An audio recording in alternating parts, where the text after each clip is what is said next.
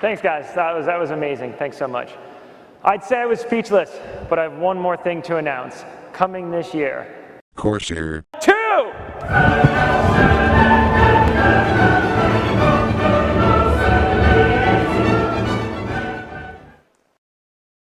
The A-7D Corsair II. Is this anyone's favourite plane? Seriously, I don't think I've ever seen a single living soul say that this ugly fella is their favourite plane. It's all, oh, I like the F-16, or oh, I want to procreate with an F-35, but never, I think the A-7 isn't the dumbest, most repulsive thing ever created by another person. Join me as I build HobbyBoss's good but nowhere near their rendition of a plane whose own innovation and relative modernity is drowned out by the fact that it looks like that. Not even 10 seconds into the video and I've already got some complaining to do. Look at the fuselage halves. Breathtaking, right? All that detail and the rivets and the avionics bays, it's a thing of beauty. Now look at the cockpit bits. Nothing. Completely flat. Alright then, maybe there's some decals and nope, also nothing. So, to rectify this issue, I went out and bought some photo etch, thus beginning my slide down world's slipperiest slope. Just know that if I ever buy an airbrush and start talking in an Eastern European accent, you have my full permission to euthanize me by any means necessary. It was all very fiddly and finicky and microscopic, so whatever footage I do have of putting the photo etch on looks a bit crap.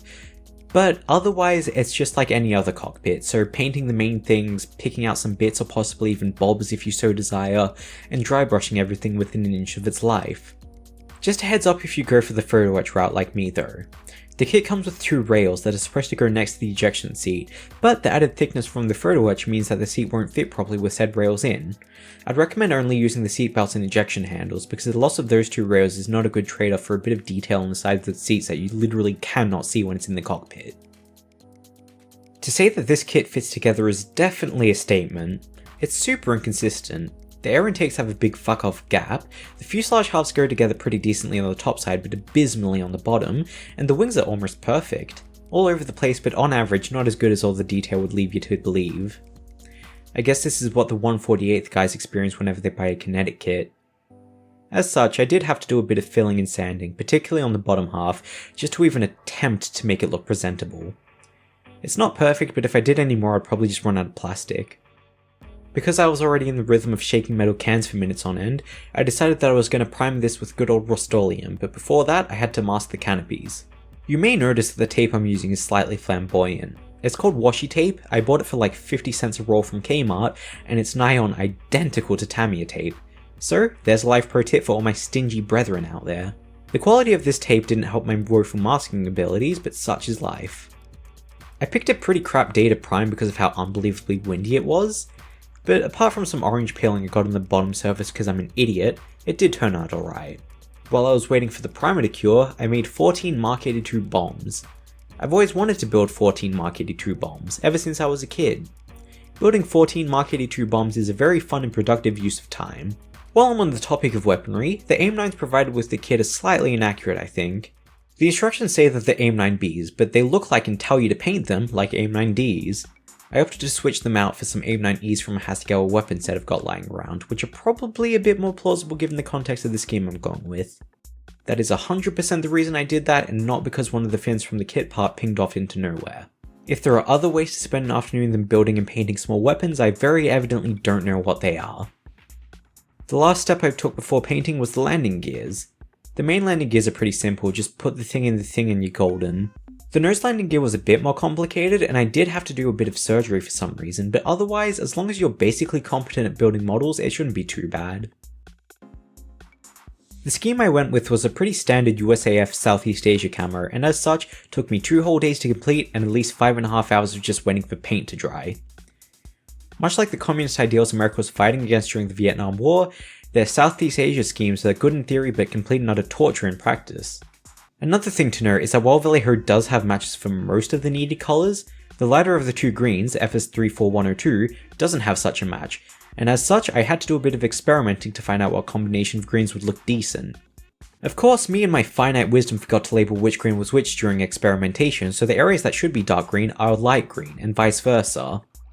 Either way, for anyone looking for a pretty reasonable facsimile of S.E.A camo and Vallejo model colour system, these are what I'd recommend. Other than that blunder that I'll never live down, painting went pretty smooth. I didn't fill in any of the rivet details either, hell yeah.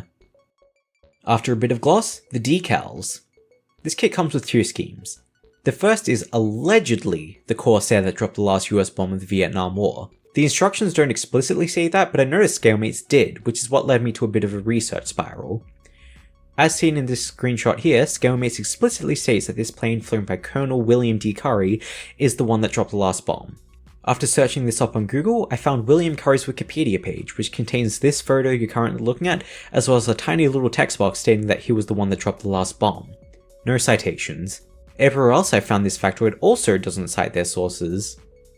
What I did find was some newspaper articles from the 16th of August 1973 from both Time magazine and the New York Times, stating that the last US bomb was dropped by one Major John Hoskins on some bunkers north of Phnom Penh in Cambodia. Looking at the kit's decal sheet, the plane has the name Major C.A. Clark on it. Sure, whatever, why not? Of course, neither Hoskins or Curry seem to have written a book, so the world may never know who actually did it. It wouldn't be history unless it's a complete pain in the ass to find any information about it after all. The second is a plane from the Ohio Air National Guard. It was flown by one Lieutenant Colonel W. Simmons, and is itself a tribute to a P-51B flown by Lieutenant Alvin F. Payat III. That's where the information I can find about it begins and ends. Skippity Rizzo Ohio Gyat Phantom Tax fuck you. The decals themselves are printed well enough, so I can't complain about that. What I can complain about, however, is how long they take to release from the backing paper and how bloody fragile they are. While you would think that there not being many of them would be a positive in this case, I'm in a complaining sort of mood, so it's a negative actually. After a coat of satin, I did the only thing I know how to do and sort of just noodled around with some oil paints for a few hours. I had a bit of an epiphany too, so the bullshit isn't quite so random this time either. First, I started off with the panel line wash consisting of black and burnt umber. I went a bit harder on the black for the main camouflage and a bit thinner and browner on the underside grey just to keep some semblance of subtlety. Next, with a brush soaked in white spirits, I stippled and blended little dots of oil paints that are similar but different shades to the base colours, so as to make everything look a little less uniform. Then, after that, using a fine brush, I applied some small dots of titanium white, and then, with another dry brush, blended it in to create a bit of a faded effect in each panel. Some small dots of darker coloured oil paints were blended in much the same way along panel lines to further accentuate them a bit more and to complete the shaded effect. After the final coat of satin, some white spirits were applied onto small sections of the model and small bits of oil paint dotted on to add a bit of general grime that seems to be somewhat common judging by some photos I've seen. A bit of gun staining was also done with some pastels too. Finally, onto the home stretch. All the various doors and weapons I prepared earlier were glued on, the canopy unmasked, and the little yellow canopy sealant decals applied. One thing to note is that this kit wasn't really designed to be built canopy open. There's a little bulkhead at the rear of the cockpit, so instinct is to ignore the instructions and to glue it onto the clear part, but the shapes of the two parts only barely line up, and when you actually try and position the canopy, the ejection seat just completely interferes. I'd have loved to have it open given I went through all the effort of buying that photo etch set, but it is what it is. Anyways, with that all squared away, I can finally call my build of HobbyBoss's A-7D Corsair II done. Despite how negative the entire rest of this video may have sounded, I actually really do like this kit. This level of detail for this scale is incredibly rare. The only other manufacturers that come even remotely close to this in general would be Eduard and Tamiya, although they've only released a cumulative 3 kits in 1/72nd scale, none of which are the A7. For other non-HobbyBoss offerings of the A7, you'd probably be either looking at Hasegawa, which is a 60s tooling, so you wouldn't, or Italeri, which is actually an 80s Eshi tooling, and so runs the risk of being half decent. Prior to this one, Fujimi was apparently the best, although they don't seem to be all that common, here at least anyways. But really, for $35, just pick HobbyBoss.